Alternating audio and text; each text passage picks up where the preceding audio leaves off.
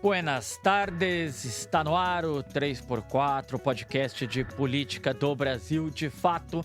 Eu sou Igor Carvalho, vou com você até às 16 horas. Estamos ao vivo, também em formato videocast para você que quer nos assistir no YouTube, no canal do YouTube do Brasil de Fato e nas nossas redes sociais. Para você que está no seu carro, na sua casa, tem a oportunidade de escutar pela Rádio Brasil de Fato 98.9 no YouTube do Brasil de Fato. Inclusive, você pode deixar lá seu recado, seu comentário, sua crítica, sua sugestão. Lembrando que após o programa ir ao ar, ele fica disponível nos principais tocadores, entre eles o Spotify. Lá você também pode deixar uma contribuição e comentar o que achou, fazer uma crítica ao programa, deixar lá a sua contribuição. Hoje tenho aqui satisfação de receber Maria José Menezes, popular Zezé, ativista da Coalizão Negra por Direitos e da Marcha das Mulheres Negras de São Paulo. Zezé, rapidamente, o Estado brasileiro, ele é devedor da população negra? O Estado brasileiro nos deve tudo, Igor. Nos deve toda essa construção que existe nesse país, na atualidade, é obra da população negra. Tá certo, recebo também Ingrid Sampaio, coordenadora de advocacy do Instituto de Referência Negra Peregum. Ingrid, o Estado brasileiro é devedor com a população negra?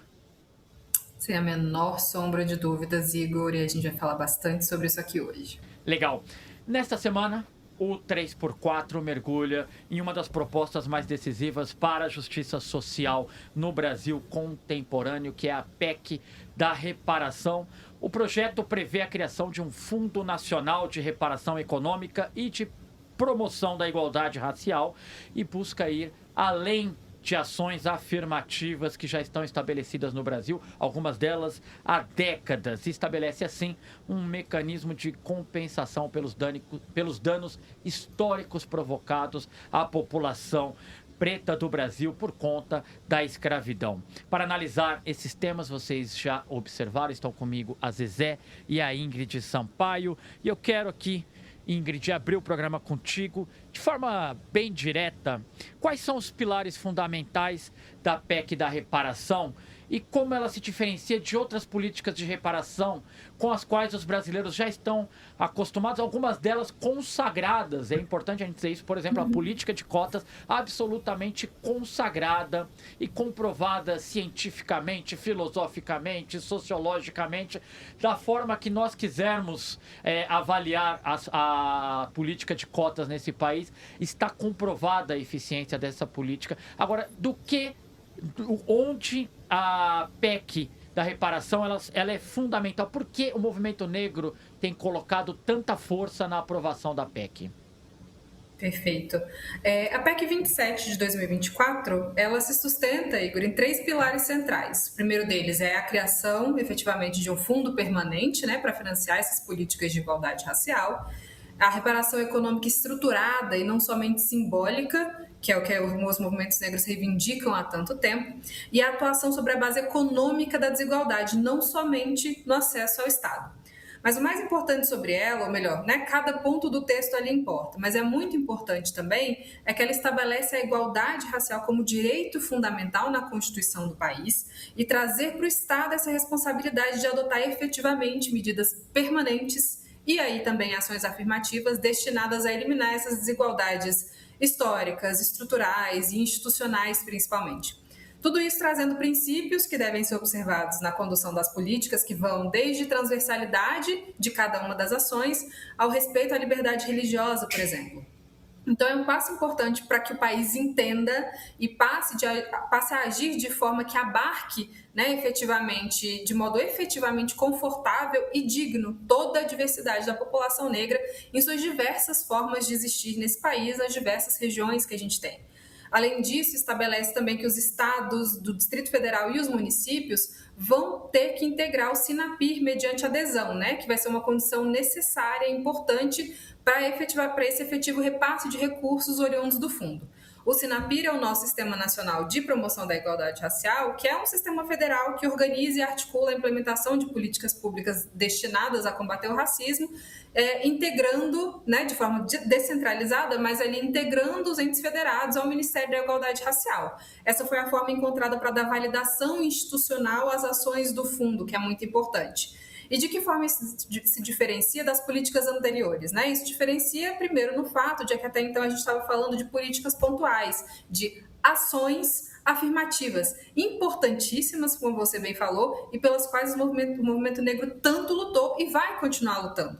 E o mais importante são ações. A gente vai continuar defendendo, a continuidade ela é imprescindível, mas elas precisam ser entendidas como parte de algo muito maior, que é a reparação dos impactos todos que o tráfico transatlântico e a escravização dos povos do continente africano trouxeram para as pessoas de todas as gerações e para o país como um todo, né? Como é que isso se reflete na construção histórica, em cada decisão é tomada nesse país, de acordo com o que se constrói a partir daí. As cotas atuam no acesso a oportunidades, por exemplo, enquanto a PEC vai buscar atuar na estrutura econômica que gera e perpetua a desigualdade. Né? Precisa ser extremamente ampla para comportar as ações que devem ser decorrentes daí. E é por isso que o movimento negro pressiona tanto, né? Porque a primeira proposta em escala financeira, permanente, com foco estrutural, não somente pontual, não somente direcionado para uma área específica também.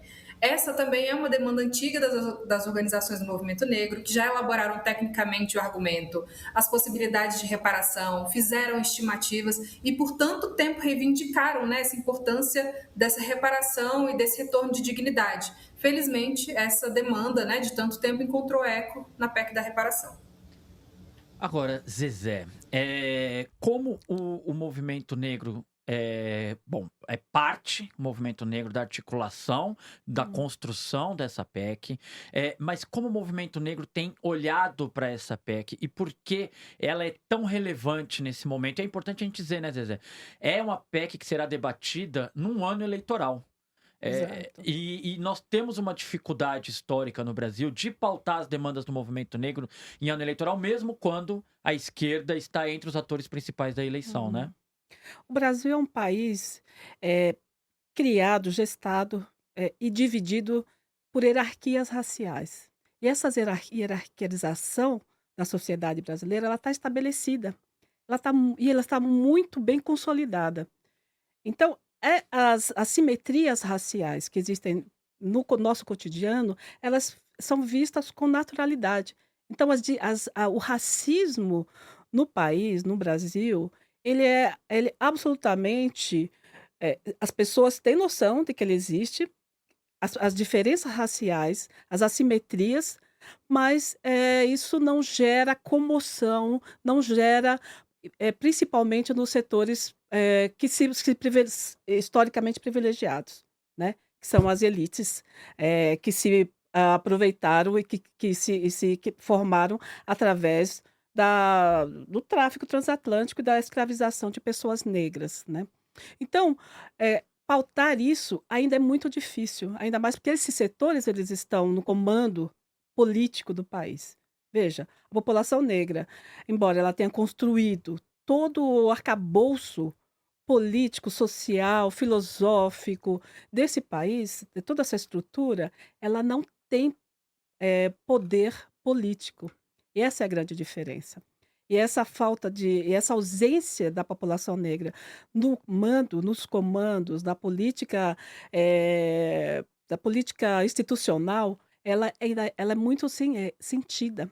E isso faz com que a gente tenha uma dificuldade imensa, porque afinal de contas, pautar e cobrar do Estado brasileiro reparações pelo racismo significa também e diretamente pautar desses setores privilegiados que estão aí há 500 anos, que se formaram e que através do trabalho compulsório dessa população, né? O trabalho escravo, a escravização, ela não é um passado, Igor, ela é ainda muito presente.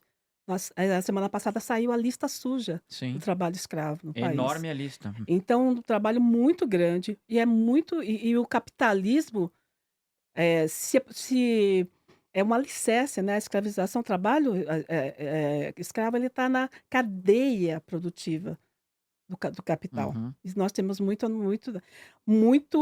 nós entendemos isso, nós sabemos disso. Então, o movimento negro, ele entende que somente com muita mobilização é que nós vamos conseguir realmente aprovar essa PEC, é que nós vamos e não só aprovar e implementar essa política. Ela é fundamental, ela é essencial para Uhum. que a gente consiga, de fato, eh, ter, vislumbrar um futuro para esse país, Uhum. de um futuro em que as pessoas negras vivam com dignidade, em que as pessoas negras, de fato, alcancem uma vida digna, em que as desigualdades raciais não sejam fatores de redução de expectativa de vida, né, e de acesso às políticas públicas e acesso à moradia e tudo isso.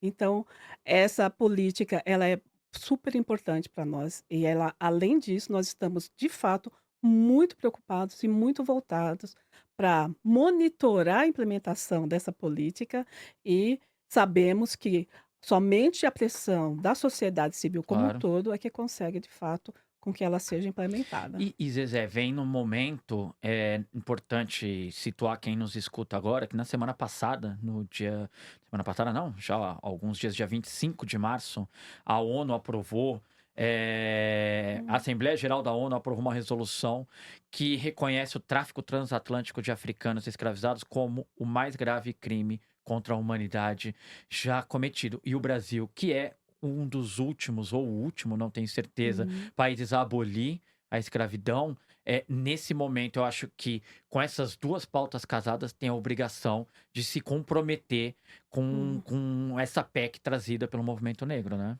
A Coalizão Negra por Direitos, inclusive, fez uma mobilização de pressionar o governo brasileiro para referendar, Para que se se posicionasse, né? posicionar Uhum, favoravelmente, né, uhum, e isso aconteceu, somente 3 países foram contrários, já esperado, mas além disso, então o Brasil, referendou isso, né, e aí, a partir daí, ele tem que implementar políticas baseados nessa reivindicação, que é uma reivindicação de africanos e da diáspora uhum. africana, Claro, né. claro. A situação que a população negra, afrodiaspórica vive, Igor, ela é muito similar em várias regiões. Sim. Então, a população Europa, Estados Unidos e Estados Brasil tem Unidos, realidades próximas. Argentina, Aham. Chile, Colômbia. Então, a opressão que essa população, que nós afrodescendentes passamos e vivenciamos, então nós pensamos, a partir daí, políticas que sejam semelhantes também. Então a pauta que foi levada pelo presidente de Gana é uma pauta que é pensada para os africanos e para a diáspora africanos, né. Os africanos sofreram com a escravização dos africanos, com a colonização, com o apartheid. Nós, né, somos descendentes dessa diáspora, desse sofrimento, dessa escravização e vivenciamos até hoje toda essa opressão. A população negra é considerada, nesse país, inimigos de Estado, nós somos tratados assim, né. Não é à toa que o Estado brasileiro o Estado brasileiro mata mais de 60.000 jovens todos os anos, majoritariamente negros, né, Majoritariamente uma negros. desproporcionalidade imensa, e além de todas, né, uma expectativa de vida de diferença de 10 anos, né, entre uma pessoa branca e uma pessoa negra. Então, essas disparidades, essas desigualdades, elas têm que ser sanadas. Senão Ingrid, a gente falava aqui sobre o reconhecimento da ONU em relação ao crime da escravidão, o seu papel na história, e falava também sobre a participação do movimento negro direto lá na ONU. É importante lembrar que, mais uma vez, essa semana, o movimento negro, a coalizão, está em Genebra, na Suíça, apresentando a PEC da reparação. E queria te escutar, bom, primeiro, se você tem notícias de como foi a recepção da PEC entre os atores ali da ONU, entre os integrantes da ONU. E segundo, o papel que pode ter a pressão internacional dentro do parlamento brasileiro. Perfeito. É importantíssimo vocês entrarem nessa discussão, Igor, porque, como a Zé comentou, a coalizão teve um papel importantíssimo e muito próximo na pressão do país, e falo isso como uma pessoa tanto admiradora de como esse processo se deu, como participante também do movimento, né, que trouxe o debate para próximo do governo e demonstrou o interesse da população negra brasileira na resolução. Então, primeiro, detectou-se a necessidade de mostrar que os movimentos negros estavam de olho, né, na resolução. Demonstrar claramente que o interesse da população estava posto e que o país e que as pessoas estavam observando a movimentação do país. Existe um lugar muito delicado que é difícil do país reconhecer, que é, né, em que pese o nosso histórico muito confuso, em que o país se confunde ali com as elites e traz muito essa carga elitizada no debate. O Brasil aparentemente não se entende como um país colonizado, né? Então, em que pese esse medo todo da responsabilização para com a população negra, existe uma conta a ser cobrada para fora do país e que o Brasil precisa se entender nesse papel, né? Então, entender como operacionalizar nisso vai muito além do que o Brasil quer ou não pagar. Primeiro, já chegamos à conclusão de que sim, existe uma dívida. Agora, o papel do Estado é entender como operacionalizar, né, toda essa questão. E aí a gente não tem notícias exatamente de como a PEC efetivamente repercutiu na ONU, ou mesmo se eles têm notícia a respeito da nossa PEC. Mas a PEC internamente ela é uma voz que se une a um coro internacional exatamente nesse contexto da resolução de Gana, né? A proposta dialoga com essas agendas internacionais de justiça reparatória, sobretudo nesse momento da resolução aprovada, mas também, né, em outros movimentos que já acontecem internacionalmente também. O Caribe discute muito reparações e cada país discute de um lugar. Então, nos Estados Unidos esse debate existe, não é um lugar de vanguarda, mas a população puxa esse debate. No Reino Unido também existe esse debate, mas o Reino Unido evita ainda mais porque o lugar de responsabilidade é ainda mais pesado. Então, o que é mais importante dessa PEC é que a repercussão existe, os países estão se movimentando e não estão podendo contornar este debate. E é esse o papel essencial do movimento social, principalmente nessas questões. E a gente considera a resolução uma vitória muito grande, porque posiciona o debate internacionalmente e coloca esse olhar de vigilância da população negra em cima dos países muito claro e muito efetivo. Então, acho que essa é a maior importância. A gente vê agora uma preocupação muito grande de entender como a resolução vai evoluir e, principalmente, guardando esse lugar de continuamos vigilantes. A resolução não vai ser uma medida burocrática por si só. Então, a gente quer sim entender quais são os próximos passos, a gente quer sim entender como os países vão se posicionar, a gente vai cobrar aqueles que se abstiveram, porque a abstenção também é um posicionamento em si. Então, a preocupação no momento é essa. Ingrid, você estava falando sobre a preocupação, essa agenda internacional casada, e é possível, nós conseguimos para a nossa audiência explicar, trazer algum exemplo de outros países, de como eles estão pensando? É um modelo próximo dessa PEC ou existem outros modelos de acordo com a realidade e as necessidades de outros países?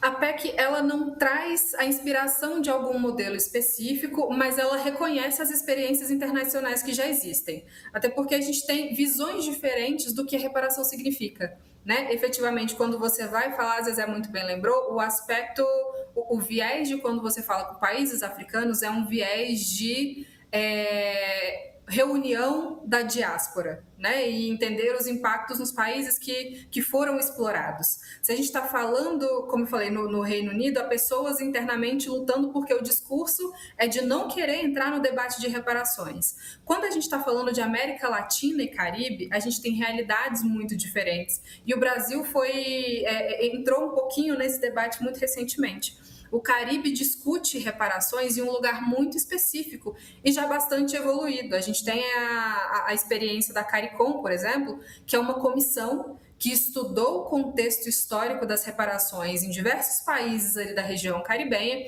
entendeu os impactos e aí elencou iniciativas, né? Qual era o entendimento da região do que seriam reparações. E acho que é esse o exercício que cada país precisa fazer agora, incluindo o Brasil, né? Existe esse exercício de entender qual a necessidade reparatória de cada território. Né? O que o Brasil sofreu e precisa ser reparado, quais as consequências que vieram para o Brasil e precisa ser reparado. Então, o que a gente traz não é um conjunto de iniciativas semelhantes, mas um aspecto bastante principiológico das iniciativas anteriores que agora também é trazido para o Brasil. Legal. Zezé, é muito comum, né, até que ainda hoje, com todo esse arcabouço que conversamos de comprovação da eficácia e da relevância da política de cotas, o movimento negro cotidianamente tem que travar um debate, em especial com a extrema-direita brasileira, sobre a importância dessa política pública. O que você espera de reação dessa parte, dessa parcela da sociedade em relação à PEC? Porque nós temos, salvo engano, dia 25 de abril, há uma audiência pública marcada para o Sim, debate sim. da PEC. Nas próximas semanas, a PEC deve ser pautada no Congresso e, num ano eleitoral, isso deve se tornar combustível para debate público. Nas mídias, na imprensa, nas redes sociais. O que você espera de reação desse setor da sociedade brasileira? Bom, a extrema-direita, ela é por essência racista, né? E ela tem um ódio, ela se expressa pelo ódio racial. Isso a gente vivencia no mundo inteiro, ela se expressa dessa forma. Então nós sabemos que vamos enfrentar, nós enfrentamos, na verdade, no cotidiano, todo esse ódio contra a população negra, mas a partir disso, quer dizer, mesmo com esse ódio tão arraigado, a população, o movimento social negro, né, a população negra, ela se articula de uma forma muito eficiente, né?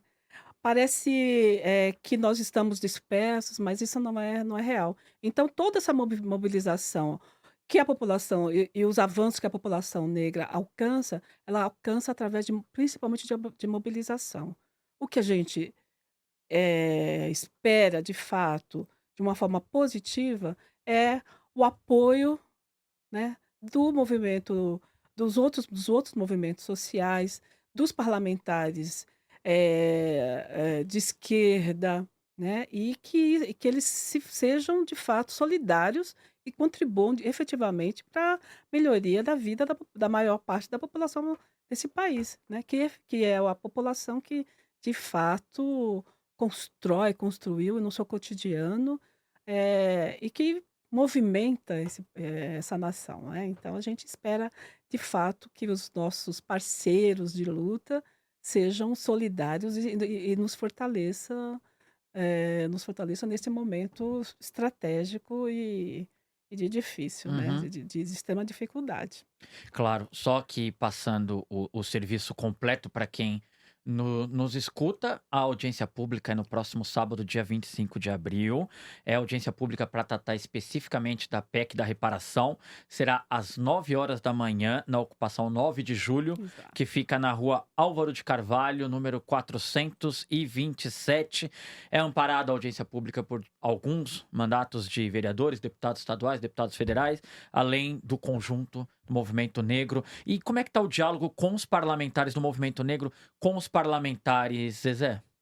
Olha, a gente tem uma bancada negra no Congresso, né, a Coalizão Negra por Direitos, ela tem um segmento que apoia, né, que nós apoiamos o setor do Inclusive, movimento a negro, coalizão é né. fundamental na eleição dessa bancada, quando criou lá atrás o quilombo nos Quilombo parlamentos. nos parlamentos. Aham. Então, o quilombo no parlamento, Igor, foi uma mobilização que a Coalizão Negra fez e que hoje muitos desses parlamentares se reportam como um pilar, uma diferença importante, porque a partir da mobilização do quilombo nos parlamentos, que eles se sentiram amparados pelo movimento negro, muitas vezes não tendo tanto apoio das suas legendas políticas, né, dos seus partidos.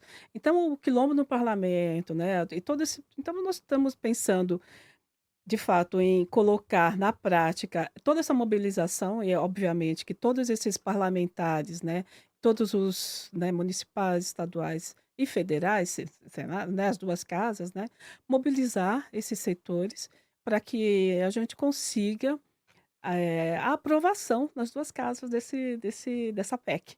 Né. A gente precisa de um número razoável de votos, né, 3/5, e somente com muita mobilização, com muito empenho, mas também com muita força política da sociedade, a sociedade civil se expressando, se mobilizando, é que a gente vai de fato avançar, né. Não é possível que num 500 anos depois um crime, o maior crime contra a humanidade, não seja levado em conta e não se pense em formas de reparar esse crime hediondo contra o povo negro.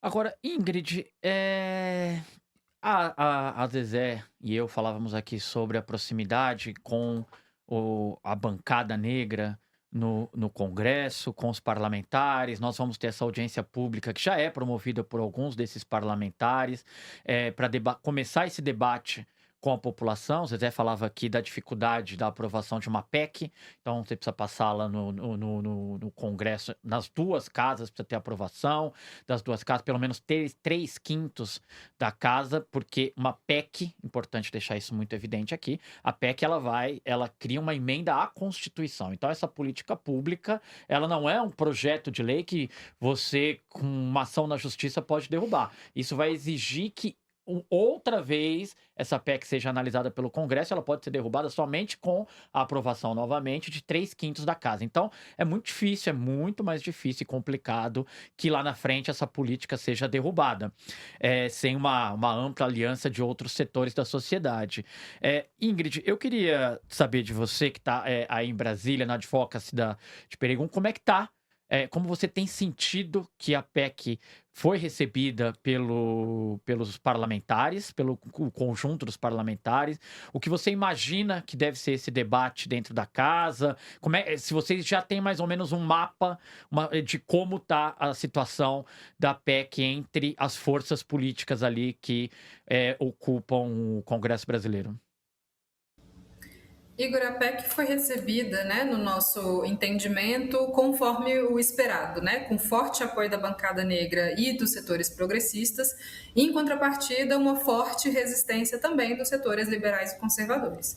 A gente tem um debate aí que é dividido, em geral, em 3 frentes, então, justiça histórica, impacto fiscal, segurança jurídica, mas, via de regra, sempre tem um pano de fundo ideológico que se sobrepõe a todas as impressões, e é isso que nos preocupa. A gente já teve o debate, né, na CCJ, já teve em comissão especial, em que pese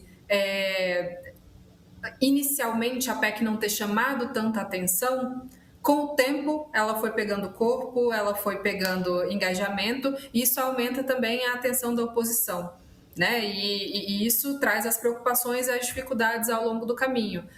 Na CCJ foi um pouquinho mais, sofreu um pouco mais de resistência. Na comissão especial houve um consenso, acredito que até inesperado em alguma medida, entre as forças ideológicas ali da casa.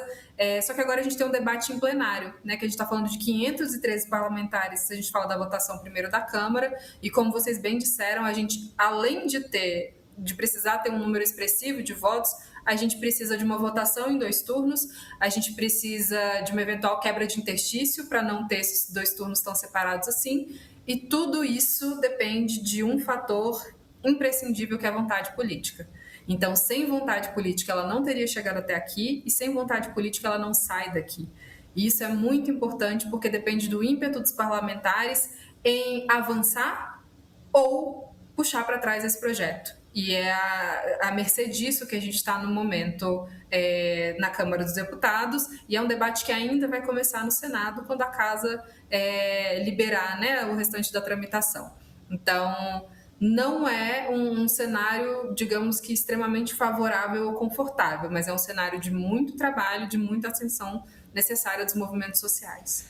Ano eleitoral, Ingrid. Eleição, e não é qualquer ano eleitoral, né? É um ano eleitoral que coloca aí Luiz Inácio Lula da Silva no seu último pleito, a presidência da República, a extrema-direita pontuando bem. Portanto, isso deixa o acirramento de forças com uma temperatura elevada e qualquer pauta se torna uma batalha campal. Você aposta na votação ainda esse ano? Você considera que por conta dessa temperatura política em Brasília, talvez fosse estrategicamente melhor jogá-la para um outro momento? Ou você acha que o jogo tem que ser jogado justamente nessa posição de enfrentamentos ideológicos? Eu não acho que deva ser jogada nesse lugar de enfrentamento ideológico, mas infelizmente isso independe da nossa vontade, né? Então, o que a gente defende muito é que tanto esse projeto quanto os demais projetos que defendem direitos da população negra não deveriam estar no campo ideológico e só o são por escolha de um dos lados. Né, uma pauta que deveria ser universal, a preocupação com o bem-estar e com a dignidade da população negra desse país, que representa mais da metade, deveria ser uma preocupação de todos os parlamentares, independente do espectro político. Então, isso naturalmente vai levar o debate para um lugar ideológico que compete com outras pautas bastante consideradas urgentes por ambos os lados. Então, a gente tem uma pauta do governo bastante urgente, que não tem andado. A gente tem a pauta prioritária da oposição, que é bastante urgente para eles, mas também não tem andado em razão do jogo político e do prazo de desincompatibilização eleitoral. Todos esses prazos afetam muito, né, o andamento e a produtividade da casa em âmbito eleitoral. E o tempo vai ficando cada vez mais exíguo e as prioridades vão ficando cada vez mais num lugar de competição, em que eu espero que a gente não perca lugar para nenhuma dessas pautas, porque essa é de fato uma pauta prioritária, mas pode sim perder espaço para outras pautas mais eleitorais, ou a depender do momento político, que sejam mais necessárias para afetar um lado, para constranger o governo, para constranger a oposição. Então a gente está, infelizmente, sujeito às condições políticas, à temperatura política de Brasília nesse prazo todo. A nossa vontade é, obviamente, que ela possa ser votada o mais rápido possível nas duas casas, mas a gente entende que sim, haverá uma tentativa de obstrução, assim como houve, e que o ideal é que não fique, né, com os bons prazos de postergação. Então, depois do recesso parlamentar, depois das eleições, depois de novembro, depois de 2026. Então, é uma pauta que, para muitos setores, é comum que seja jogada para depois, mas o nosso trabalho é de que a urgência seja colocada no devido lugar e a gente consiga votá-la antes das eleições, com certeza. É urgentíssimo, isso não deveria nem ser discutido, né, Ingrid? Não deveria. Gente, antes de continuar com o nosso debate, um rápido recado para vocês. Nós estamos com uma campanha no ar, Apoia-se. Você que gosta da cobertura da agenda política do Brasil, feita pelo Brasil de Fato, você que acompanha nossos podcasts como o 3x4, aqui estamos, o Estrangeiro, você que acompanha a Rádio Brasil de Fato, você que segue o site do Brasil de Fato e que se abastece todo dia desse conteúdo, apoie essa produção, apoie a equipe do Brasil de Fato, apoia.se/Brasil de Fato. Quem colabora leva lembranças do Brasil de Fato. Aproveite quando estiver passeando pelas nossas redes sociais, pelo YouTube, pelo nosso canal. Deixe seu recado, contribua com a sua mensagem, dúvida, coloque nos canais respectivos e nós, na medida do possível, leremos aqui. Então, estamos de volta. Zezé Maria José Menezes, respeitadíssima. Eu tenho uma honra enorme de tê-la aqui nesse programa. Zezé, a Ingrid falava da importância dessa articulação com o Congresso e eu queria falar contigo da importância da participação do governo federal também para pressionar para que essa PEC ela vá adiante. Queria saber como está a articulação do movimento negro com a Raquel Barros, que é a atual ministra, né, substituiu a Aniele no Ministério da Igualdade Racial. Como está a articulação do movimento negro com o presidente Lula? Vocês têm sentido que o governo federal tem um compromisso com essa PEC ou está distante neste momento dessa discussão?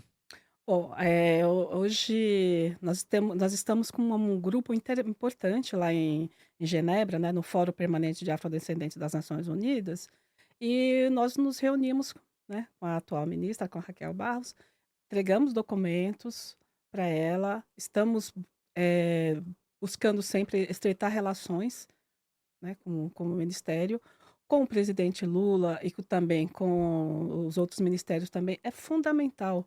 Nós precisamos conversar não apenas com o MIR, mas com todos os ministérios, Igor, porque para implementar uma política dessa envergadura, não dá para ser algo restrito. Nós precisamos conversar com a Fazenda, com o Ministério das Mulheres, né?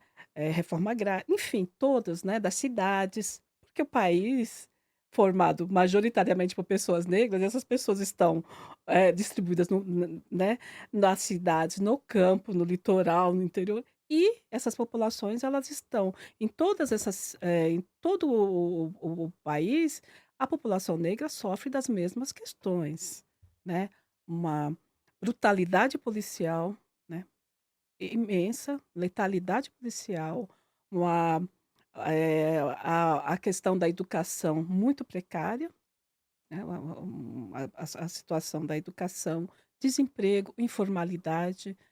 Então, isso requer políticas públicas, não somente a PEC das reparações, mas também pressionar sempre o Estado brasileiro e os governos para que sejam sempre implementadas políticas que contribuam para a melhoria da vida da nossa população. Redução das desigualdades, elas não está restrita a essa PEC. Essa PEC é Uhum. super importante, Perfeito. mas a Uhum. luta constante pela redução e pelo fim, na verdade, não é redução, a gente precisa colocar a O população vocabulário. negra Uhum. numa situação de cidadania, né. A gente fala muito, fico muito prestando muita atenção quando a gente fala muito da segurança pública. A população negra é o setor, é o segmento da sociedade brasileira que se sente mais insegura nesse país. É a população negra que tomba eh, com a brutalidade policial, com a injustiça, com o sistema de justiça absolutamente parcial, né, que a gente sabe.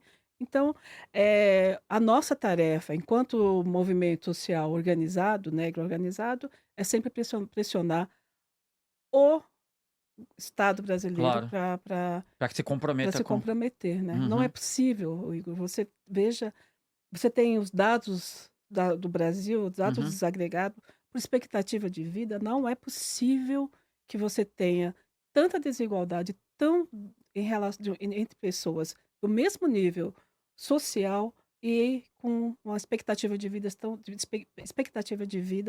Tão diferentes. Como é que uma diferente. mulher negra tem uma expectativa de de no máximo 60 anos de vida, Uhum. enquanto que uma mulher branca do mesmo extrato social tem 10 anos a mais ou mais, 10, 12 anos a mais de expectativa de vida, Claro. se não o racismo como um fator, como um vetor dessa desigualdade. Então Uhum. isso é de uma crueldade, né, muito grande. Não, e combater a ideia de que precisamos reparar isso é Hum, uma brutalidade, é horroroso, Zezé, é horroroso. exato, exatamente. Você vê um projeto desse, você vê uma iniciativa dessa e você pensar que isso precisa ser combatido, é Uhum. desumanidade absurda.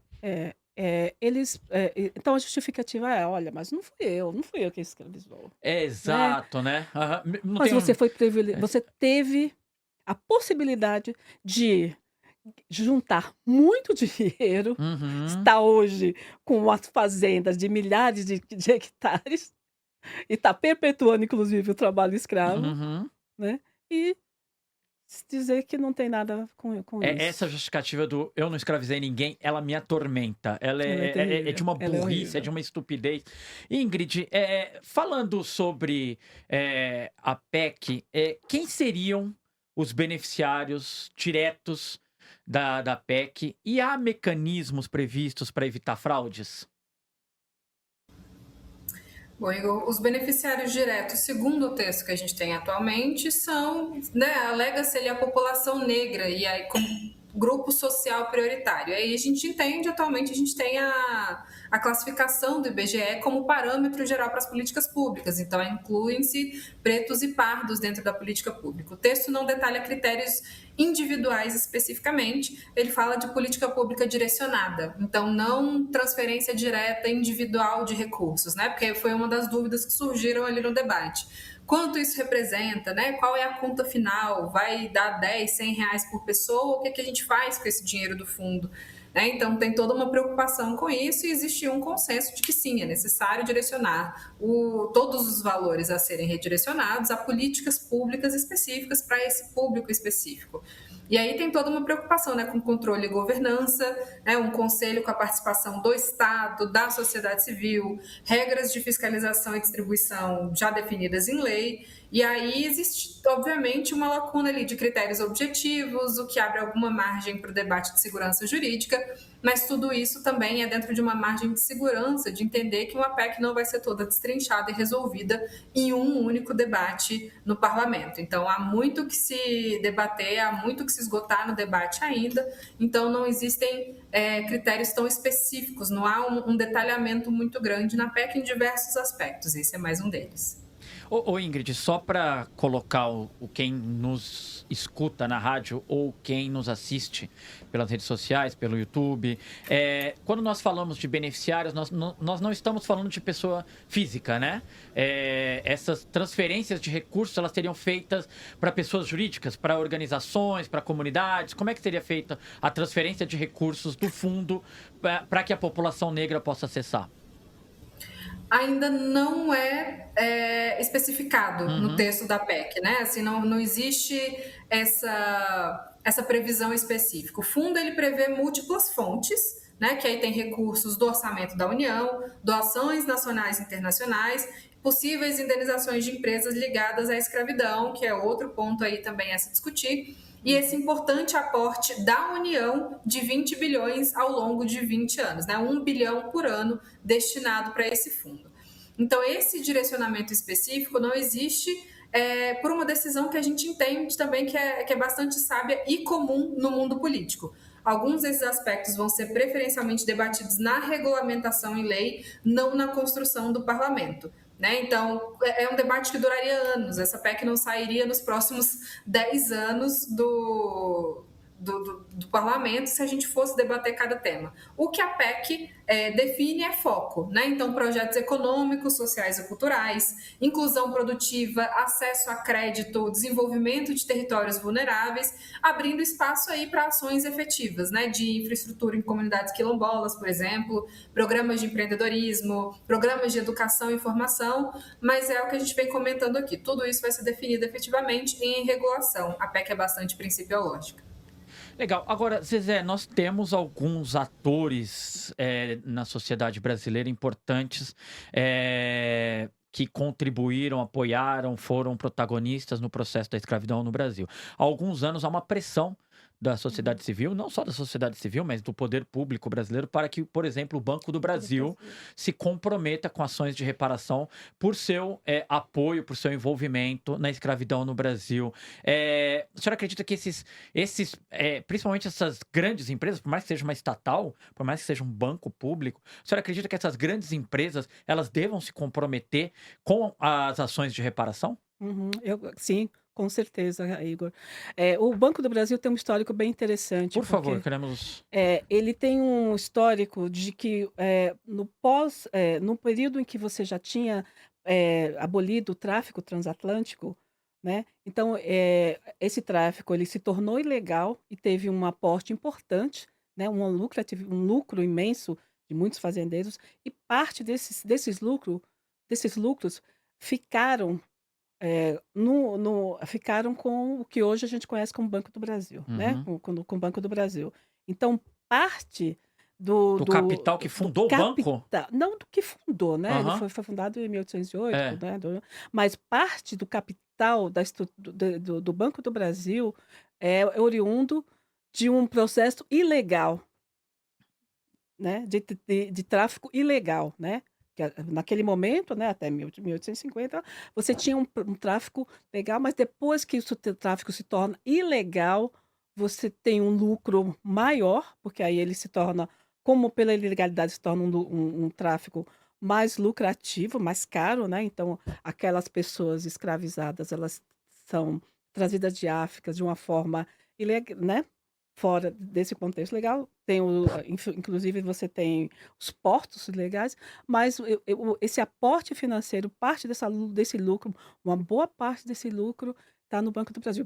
O Banco do Brasil sabe disso, você tem um estudo já muito aprofundado sobre isso, sobre Uhum. esses valores que são consideráveis, então não existe mais uma discussão sobre isso, né? O que precisa ser é de fato implementado políticas para que a população negra tenha acesso a esses valores, né, atualizados através de políticas públicas, que é o que a gente sempre cobra bastante isso.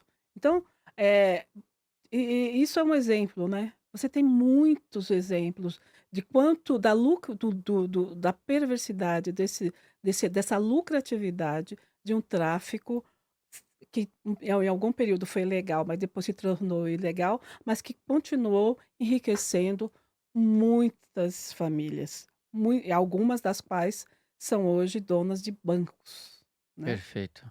Ô Ingrid, me corrija se eu estiver errado.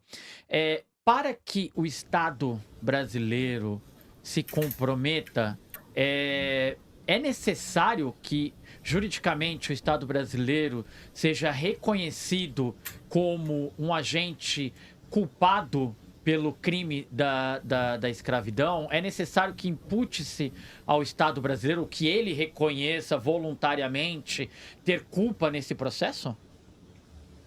Não é necessário, mas é algo que o Brasil já fez em alguma medida, né? O presidente Lula, em viagem, já reconheceu a responsabilidade do país no processo. A AGU, muito recentemente, enviou uma carta à população brasileira em um pedido de desculpas e reconhecimento da responsabilidade do Estado, né, no processo de escravização e tudo mais da população negra.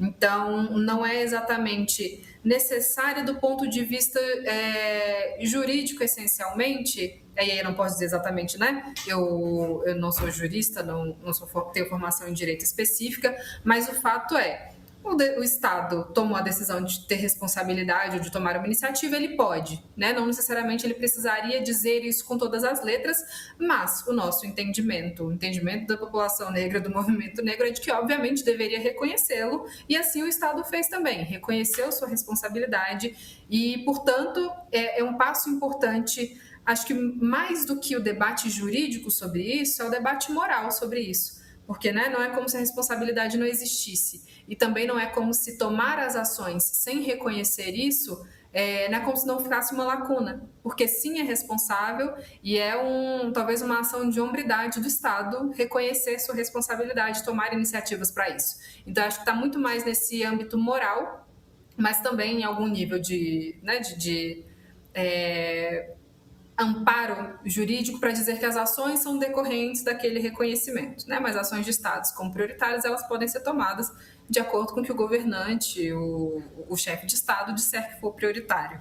A PEC constrói esse argumento, esse dever do Estado com base em dois argumentos: o histórico, né, de que o Brasil não só permitiu a escravidão, como também financiou as desigualdades pós-abolição, priorizou imigrantes europeus, excluiu a população negra da posse de terra, de crédito, de renda, de acesso à educação, e isso se tornou parte da estrutura do Brasil, né? Então, esse aspecto estrutural é importantíssimo, né? Principalmente para as consequências que a gente sofre até hoje. Então, essa exclusão gerou um ciclo contínuo de desigualdade econômica que é perpetuado ao longo dos anos, décadas e séculos aqui nesse país. Então, a lógica não é só moral, é institucional, e tudo isso vai ser simbiótico em alguma medida. O Estado ajudou a criar a desigualdade, se beneficiou dela, então tem sim responsabilidade de corrigi-la. No momento, a gente também passa por algo que eu considero tão delicado quanto os demais momentos históricos, que é que o racismo antes institucionalizado agora não pode figurar nas leis, né? Porque a gente está em outro momento histórico. Como antes se proibia acesso a terras e estudos sem a menor vergonha de fazê-lo ali na positivação, efetivamente. Mas agora a gente não está nesse momento, mas tudo isso que o Brasil tem como histórico está entranhado nos hábitos do subconsciente do brasileiro de uma forma extremamente perigosa e naturalizada, né? Mas não é irreversível e é com base nisso que a gente tem que trabalhar. Então, sim, é dever do Estado admitir o seu papel na construção da própria história e proteger a própria população, né? Já que não deve proteger somente uma parte dela e dizer que não existiu, tem que proteger a parte que efetivamente precisa ser protegida, né? Para que um passado que persiste até hoje um dia possa ser refletido no futuro melhor efetivamente para a população negra. Legal. Ingrid, estamos caminhando para o final deste episódio do 3x4. Eu queria pedir para você, por favor, a PEC ela foi aprovada na CCJ. A PEC ela está na Câmara dos Deputados, na gaveta do presidente Hugo Motta. Nós temos uma audiência pública volto a dizer, no próximo dia 25. Compareçam às 9 horas da manhã na ocupação 9 de julho. Terão a oportunidade de conversar pessoalmente com a Zezé. Terão a oportunidade de dar um abraço na Zezé, escutá-la, provavelmente. E eu queria saber, Ingrid, os próximos passos.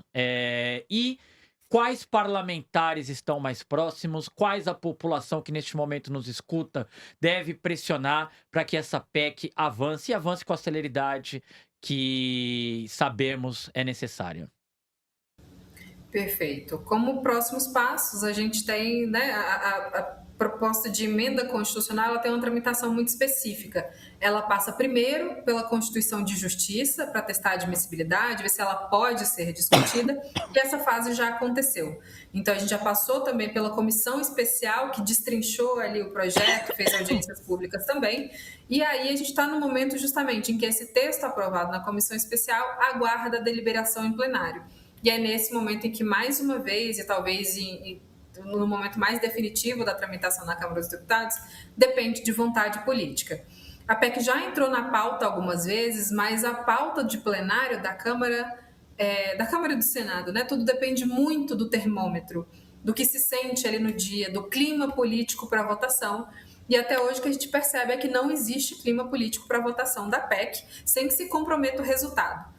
Né? Então, é um momento muito delicado de entender o melhor momento. Então, as costuras estão sendo feitas, estão se fazendo as conversas. Então, a gente está nesse momento de entender qual a melhor hora para tê-la aprovada na Câmara.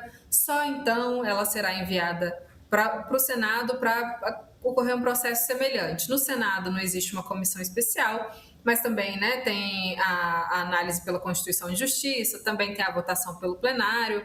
Pode ser que volte ou não para a Câmara dos Deputados até ir para a sanção. Ou seja, tem um caminho longo e essa urgência fica cada vez mais urgente quando a gente pensa quanto chão ainda tem para que ela seja aprovada e efetivamente se torne uma emenda constitucional. Então, existe essa urgência e dentre os atores envolvidos na discussão estão os que também foram protagonistas na comissão especial. A gente tem a autoria do Damião Feliciano, que é também um grande impulsionador do debate na Câmara dos Deputados. O deputado Orlando Silva foi o relator na comissão especial. A nossa eterna Benedita da Silva foi a presidente da comissão especial e guiou esse debate muito bem na casa. E a bancada negra também tem outros parlamentares que se engajaram bastante nesse debate. A gente contou com o suporte também incrível da deputada Gisela Simona, deputada Thalília Petroni, deputada Dandara, Dayana Santos. Então, o coro de parlamentares foi muito grande, foi muito importante. Né? Deputado Vicentinho, deputado Pastor Henrique Vieira. Então, assim, temos muitos nomes, felizmente, para citar, de deputados que se engajaram nessa pauta. A questão eu citei aqui, por exemplo, 10 nomes da bancada negra. A gente tem pelo menos outros 503 para convencer da pertinência. E aí a importância da pressão, do engajamento da população nesse momento. A pressão política, ela tende a recair, e é melhor que ela recaia, principalmente ali nas lideranças partidárias, né? Tanto de todos os partidos, na verdade, porque, como eu falei, isso é um interesse que não deveria ser ideológico. Então, a população que quiser, e por favor queiram, por favor nos ajudem a pressionar pela votação qualificada da proposta de emenda à Constituição, deve atingir principalmente líderes partidários, os parlamentares dos seus estados. Então, é muito importante que a população se faça ser ouvida nas redes sociais, mande e-mail para o gabinete, se manifestem nas redes a respeito do tema, porque isso vai ser definitivo para que o parlamento comece a entender a pertinência do tema, entenda que a população está atenta e vote de acordo com os interesses da população. Legal, votação qualificada é a votação quando ela é proporcional, né? Que você tem, exige uma proporcionalidade. Nesse caso, são 3/5, é isso, Ingrid? São 3/5, mas eu falei qualificada até no sentido de não é só votar por votar e Ah, recusar a claro. PEC, né? Então Justo. a gente precisa que ela seja aprovada, não é votar de qualquer jeito também. Qualificada em todos os seus aspectos. Exatamente. Zezé, eu queria. Bom, estamos chegando no final. Queria suas considerações.